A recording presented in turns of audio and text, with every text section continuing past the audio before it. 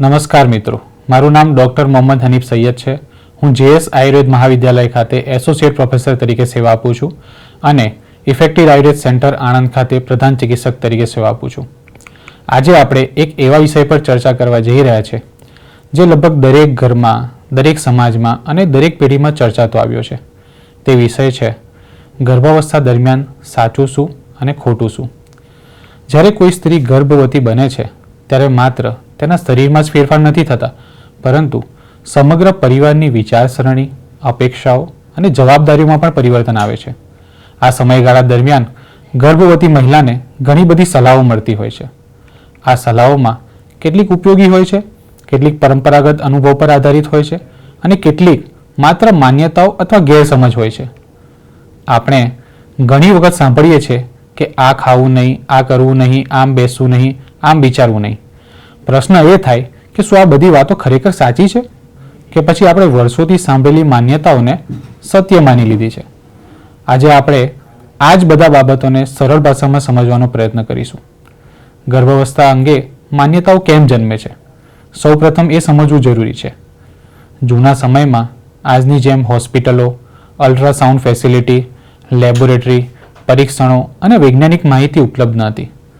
લોકો પોતાના અનુભવના આધારે સલાહો આપતા હતા. કેટલીક સલાહો ખૂબ ઉપયોગી હતી અને સમયની કસોટી પર ખરી પણ ઉતરી, પરંતુ કેટલીક સલાહો સમય સાથે બદલાઈ જવી જોઈએ હતી, છતાં તે આજ સુધી ચાલતી રહી છે. તેથી દરેક વાતને અંધશ્રદ્ધાથી સ્વીકારવાને બદલે તેના પાછળનું કારણ સમજવું વધુ જરૂરી છે. સૌથી પ્રથમ માન્યતાની વાત કરીએ તો ગર્ભવતી સ્ત્રીએ 2 વ્યક્તિ જેટલું ખાવું જોઈએ. આ કદાચ સૌથી સામાન્ય માન્યતા છે. ઘણા ઘરોમાં ગર્ભવતી સ્ત્રીને વારંવાર કહેવામાં આવે છે, હવે તું એકલી નથી, 2 જણા માટે તારે ખાવું પડશે. પરંતુ વૈજ્ઞાનિક રીતે જોવામાં આવે તો ગર્ભાવસ્થા દરમિયાન ડબલ ખોરાક જરૂરી છે જ નહીં, પરંતુ ડબલ પોષણ જરૂરી છે. જો કોઈ સ્ત્રી રોજ 2 પ્લેટ જંક ફૂડ ખાય, મીઠાઈ વધારે ખાય અથવા તેલવાળો ખોરાક વધારે લે તો કેલરી તો વધશે, પરંતુ બાળકને જરૂરી પોષક તત્વો નહીં મળે. બીજી તરફ જો તે સંતુલિત આહાર લે, જેમાં દૂધ, ફળો, લીલા શાકભાજી, કઠોળ, દાળ, અનાજ અને સૂકા મેવાનો સમાવેશ થાય તો બાળકના વિકાસ માટે જરૂરી પોષણ મળી શકે છે.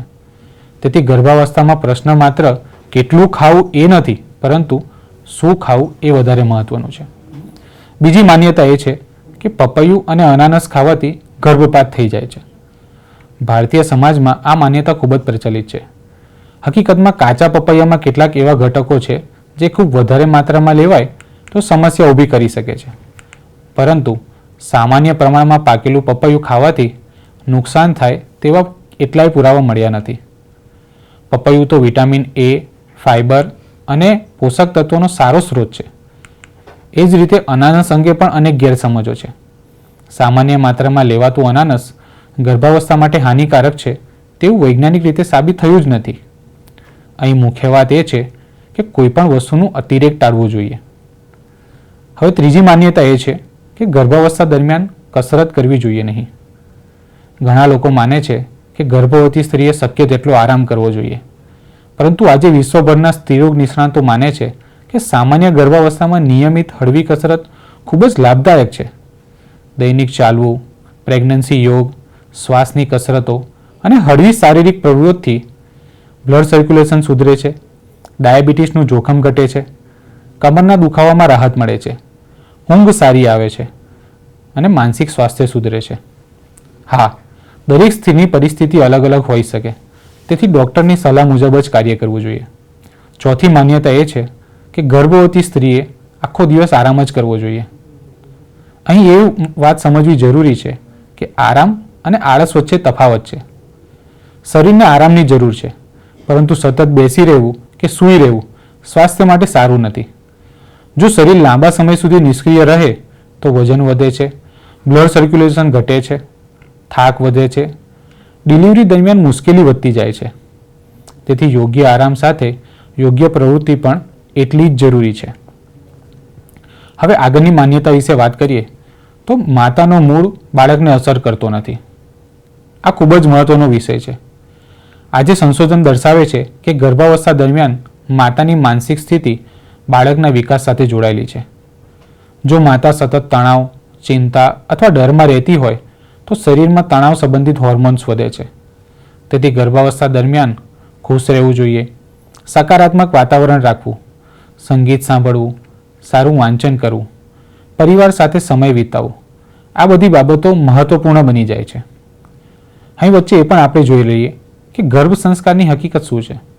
આજકાલ ગર્ભ સંસ્કાર વિષય ખૂબ જ ચર્ચામાં છે. આયુર્વેદમાં ગર્ભવતી સ્ત્રીને સારા વિચારો, સારા સંગીત, સારા વાંચન અને શાંત વાતાવરણની સલાહ આપવામાં આવી છે. આનો અર્થ કોઈ ચમત્કાર નથી. તેનો અર્થ એ છે કે માતાનું માનસિક સ્વાસ્થ્ય સારું રહેશે તો બાળકના વિકાસ માટે પણ અનુકૂળ વાતાવરણ બનશે. તેથી ગર્ભ સંસ્કારનો મૂળ ભાવ સકારાત્મક જીવનશૈલી છે. અહીં એક વાત ઉમેરીશ કે પરિવારની ભૂમિકા પણ ખૂબ મહત્વની છે. ગર્ભાવસ્થા માત્ર સ્ત્રીની જવાબદારી નથી. પતિ, માતા, પિતા, સાસુ સસરા અને સમગ્ર પરિવારનો સહયોગ અત્યંત મહત્વનો છે. ઘણી વખત ગર્ભવતી સ્ત્રીને દવાઓ કરતાં વધારે જરૂર હોય છે સમજણની, પ્રેમની, સહાનુભૂતિની, ભાવનાત્મક ટેકાની. એક પ્રોત્સાહનભર્યું શબ્દ પણ તેની માનસિક સ્થિતિમાં મોટો ફેરફાર લાવી શકે છે. હવે આ માન્યતાઓ વચ્ચે આયુર્વેદનું દૃષ્ટિકોણ શું કહે છે? આયુર્વેદમાં ગર્ભવતી સ્ત્રીને દ્વિહૃદયા કહેવામાં આવી છે.